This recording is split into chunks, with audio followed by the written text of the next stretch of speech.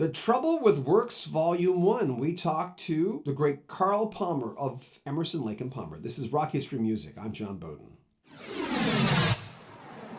Keep in mind, these are short little clips. If you want to hear the whole thing, it's available for you right now on our sister channel, Rock History Book, and also available via a podcast. Keep in mind, there's a brand new 3 different edition versions of the Emerson, Lake and Palmer story, which Keith Emerson's family was a big part of. Also Greg Lake, and of course, Carl Palmer is the only one still with us from Emerson, Lake and Palmer. We'll have links in the description of this video where you can pick it up. There's 3 different versions. A lot of folks are going for the limited edition deluxe version. Hopefully there's some left over. With Works Volume 1, and I get it. I mean, I read in the book, the fact that that was an area that you weren't that interested in going in, and it was an expensive, it was an expensive detour after brain salad surgery. You talking about the orchestra? Yeah.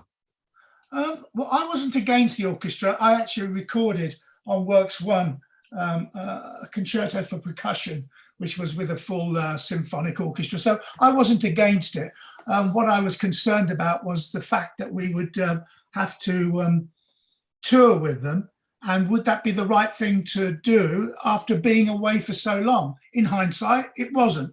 But nevertheless, we put the orchestra together. We wanted to go out and play. We recorded a great album at Montreal Olympic Stadium. The rest is history. So it worked, but it didn't work for the full 6 weeks. Oh, what was that deal with Rod Stewart when you guys were supposed to go on stage and they kept having a good time, which, you know, when in Rome, the rock stars do that. I think that was at the Mari Soul Festival, I believe. Okay, so we asked them if they'd like to go on first or they'd like to go on second. And they said something like, we'll go on second. So we said, okay, we'll go on first.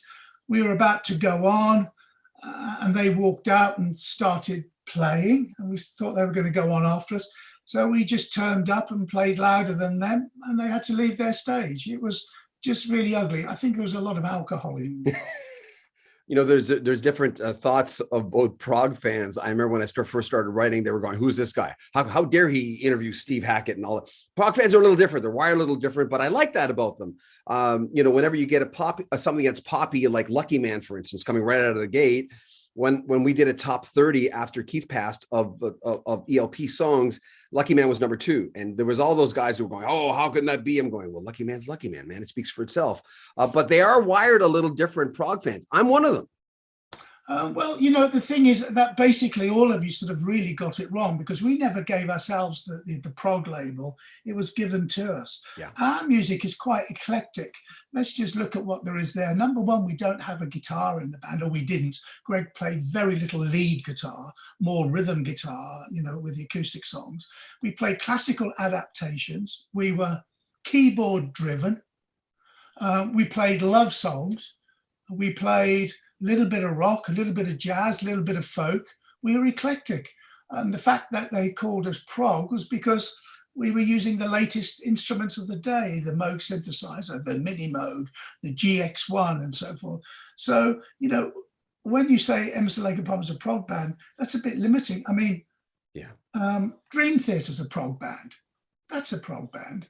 Emerson, Lake and Palmer weren't a prog band. We just appeared to be one when you heard things like Tarkus. But if you think of Footprints in the Snow, C'est la Vie, From the Beginning, Still You Turn Me On, Lucky Man, these aren't prog pieces.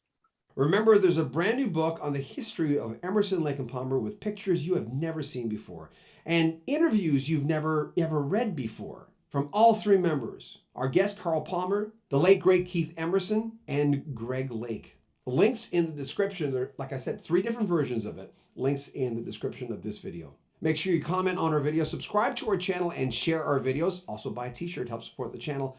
All links are there for you in the description. I'm John Beaudin from Rock History Music.